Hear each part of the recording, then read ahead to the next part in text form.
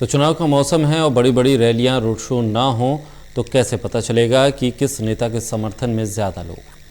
लेकिन कोरोना ने सब कुछ बदल के रख दिया। कोरोना काल में बिहार विधानसभा चुनाव होगा, लेकिन सबसे बड़ी दिक्कत नेताओं के सामने यही है कि वो जनता तक कैसे पहुँचे। अब नेताओं ने सोशल मीडिया के जरिए जनता तक पहुँचने की कोशिश की।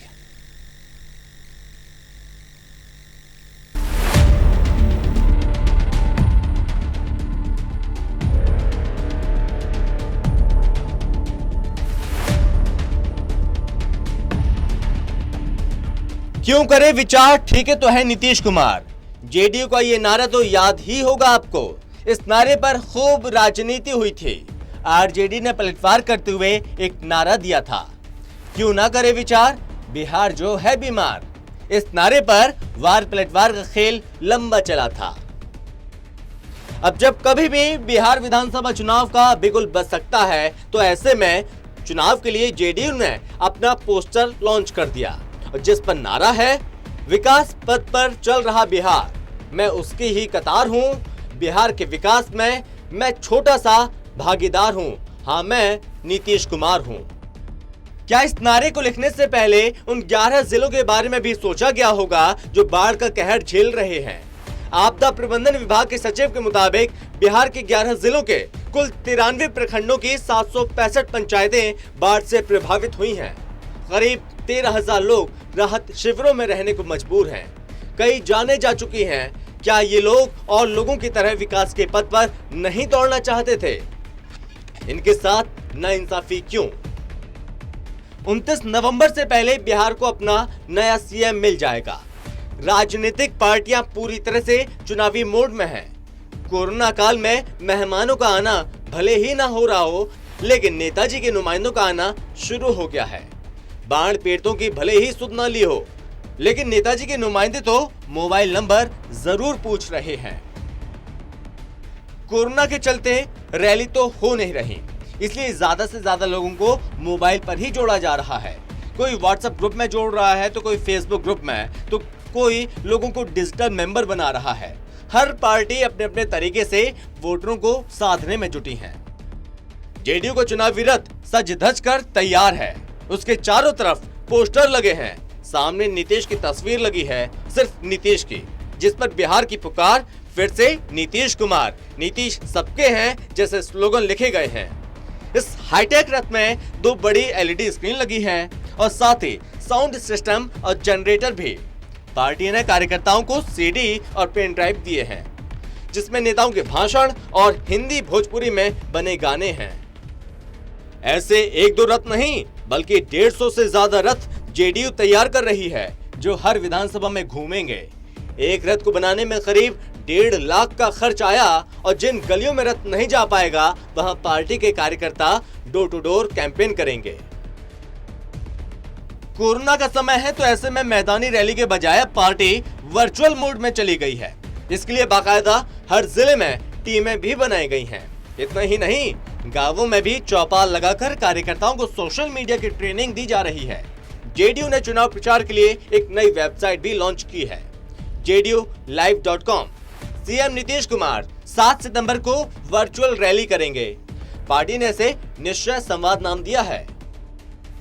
बीजेपी चुनाव जीतने के लिए पन्ना प्रमुख पर फोकस करती थी, लेकिन इस बार इनकी जगह व्हाट्सएप एडमिन ने ले ली है। पार्टी ने ऊपर से लेकर नीचे तक हर एक वार्ड के लेवल पर व्हाट्सएप एडमिन और सोशल मीडिया प्रमुख बनाया है, जिन्हें ऑडियो, वीडियो और पार्टी के संदेश भेजे जा रहे हैं। इसके अलावा अलग अलग लेवल पर ऑनलाइन ऐप के माध्यम से लोगों से पार्टी वर्चुअल संवाद कर रही है।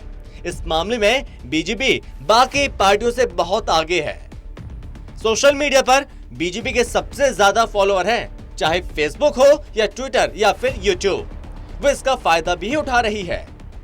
इसके अलावा बीजेपी ने अपना एक हाईटेक और एडवांस रथ भी तैयार किया, जिस पर लिखा है, बीजेपी है तैयार, आत्मनिर्भर बिहार। ऊपर पीएम मोदी, अमित शाह और जेपी नड्डा की तस्वीर लगी है। नीचे बिहार के स्थानीय नेताओं की। रथ पर माइक के साथ मंच की व्यवस्था है, यानी नेताजी के भाषण के लिए मंच और स्टेज अलग से नहीं लगाना पड़ेगा। कोरोना और प्रवासी मजदूरों का पलायन चुनाव में कहीं भारी न पड़े, इसलिए बीजेपी गांवों पर फोकस कर रही है। आलाकमान ने पार्टी के बड़े नेताओं को गांव में ज्यादा से ज्यादा वक्त बिताने को कहा है। बीजेपी ने बिहार से आने वाले हर राज्यसभा लोकसभा सांसद से हर रोज अपने क्षेत्र की 2 पंचायत में जाने को कहा है और साथ ही सितंबर में हर सांसद के लिए कम से कम 60 पंचायतों के दौरे का लक्ष्य रखा है। और इधर आरजेडी चाहती थी कि चुनाव टल जाए क्योंकि वो बीजेपी के मुकाबले डिजिटल मीडिया के मामले में काफी पीछे है। आरजेडी के लिए रैली और घर घर जाकर मिलना ही आमतौर पर कैंपिंग का जरिया रहा है, लेकिन इस बार कोरोना प्रोटोकॉल के चलते रैली और भीड़ जुटाने की इजाजत नहीं है। इस बार लालू यादव भी जेल में है, जिसका असर चुनाव कैंपेन में हो रहा है। आरजेडी जमीनी स्तर पर पहले से कमजोर हो गई है। तेजस्वी यादव कोशिश जरूर कर रहे हैं, लेकिन वो लोगों से उस तरह कनेक्ट नहीं हो पा रहे हैं जिस अंदाज में लालू हुआ करते थे, और इसलिए लोगों तक पहुंचने के लिए आरजेडी तेजी से सोशल मीडिया को अपना रही है।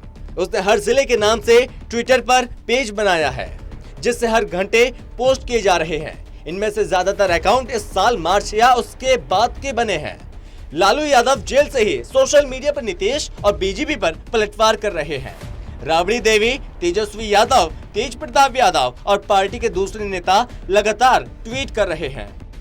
ऐसा नहीं है कि नेता सिर्फ सोशल मीडिया पर ही प्रचार कर रहे हैं। नेता लोग अपने क्षेत्र में जाकर लोगों से मिल रहे हैं और अपने पक्ष में वोट करने की अपील भी कर रहे हैं। कोरोना काल में हाथ भले नहीं मिला सकते, लेकिन साथ तो मिला ही सकते हैं। इसी तर्ज पर कांग्रेस कार्यकर्ता घर घर जाकर लोगों को सदस्य बना रहे हैं। वे लोगों से वोटर आईडी कार्ड, उनकी फोटो लेते हैं, फिर उस व्यक्ति के मोबाइल पर एक ओटीपी आता है, जिसे वे अपने पोर्टल में दर्ज कर देते हैं। इसके बाद वो व्यक्ति कांग्रेस का मेंबर हो जाता है। थोड़ी देर के बाद उसके नंबर पर कंफर्मेशन मैसेज भी आ जाता है। इसके अलावा कांग्रेस व्हाट्सएप ग्रुप में भी लोगों को मेंबर बनने की अपील कर रही है और लिंक भेज रही है। कांग्रेस बिहार में वर्चुअल रैली की शुरुआत 7 सितंबर से करने जा रही है। पहले चरण में 100 रैली का टारगेट रखा है। हर चरण में 8-10 हजार लोगों को जोड़ने की कोशिश है।